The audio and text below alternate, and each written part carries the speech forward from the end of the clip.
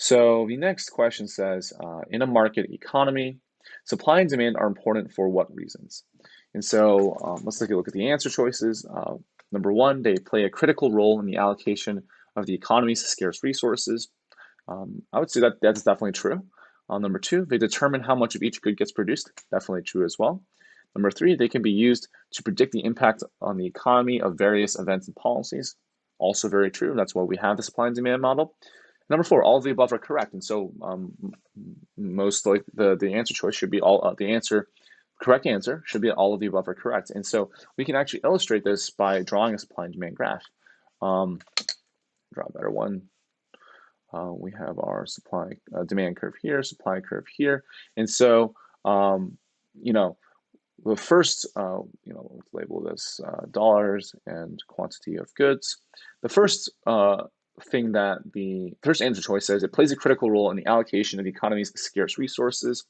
And that's very true because, as we know, assuming no government intervention and assuming no market failure, we know that the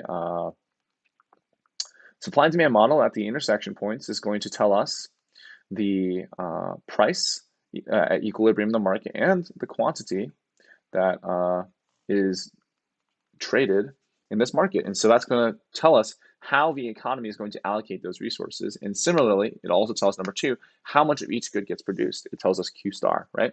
And finally, we also know it can be used to predict the impact of the economy on the economy of various events and policies. For example, maybe we say the government provides a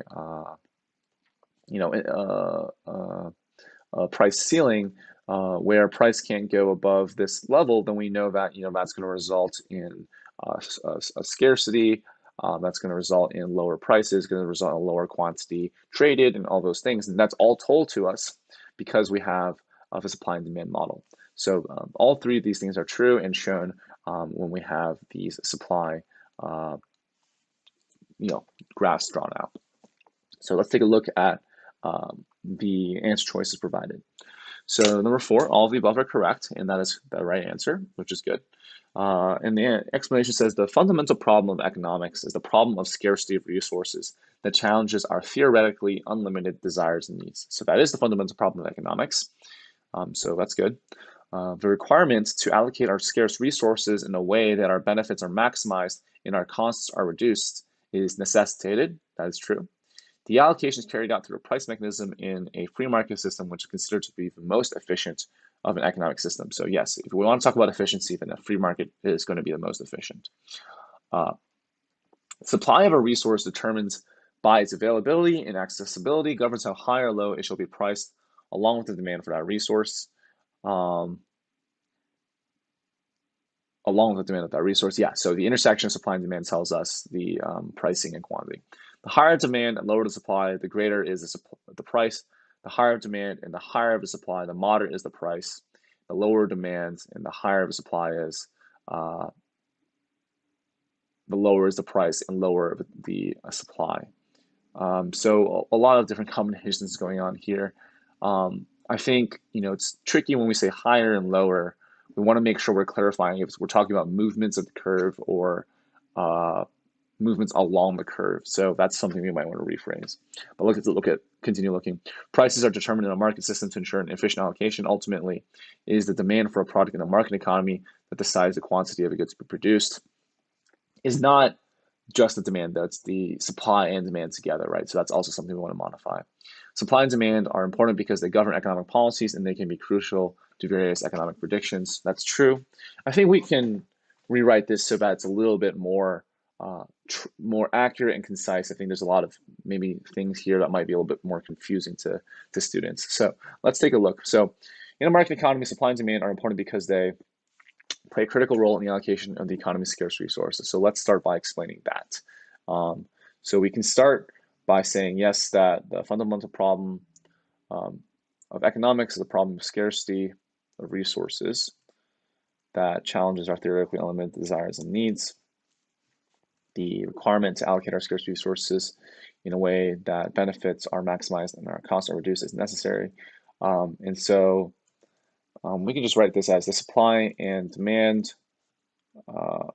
curves provide us a way of visualizing how resources are allocated, or the interaction, let's say the interaction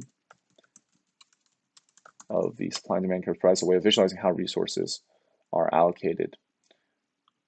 And that's going to be answering the first part, and then we also say additionally, we know that the intersection of the supply and demand curves will tell us both the equilibrium price and the equilibrium quantity that is produced at each, that is produced for each good.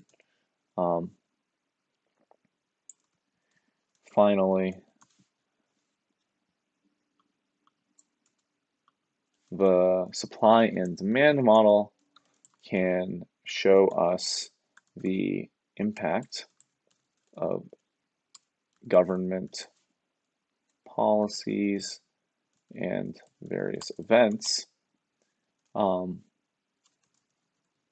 by showing the outcomes when supply or demand curves are shifted, or when government intervention takes place. Right, so hopefully this explanation is going to more adequately sum up and answer the direct question at hand, which is which one of these is true. And so our first part, we talk about how this curve, this model allows us to visualize how resources are allocated based on the interaction of the supply and demand functions. The second says determines how much of each good gets produced, which is done at the equilibrium of each market's supply and demand curve. And finally, can be used to predict the impact on the various events and on the economy of various events and policies.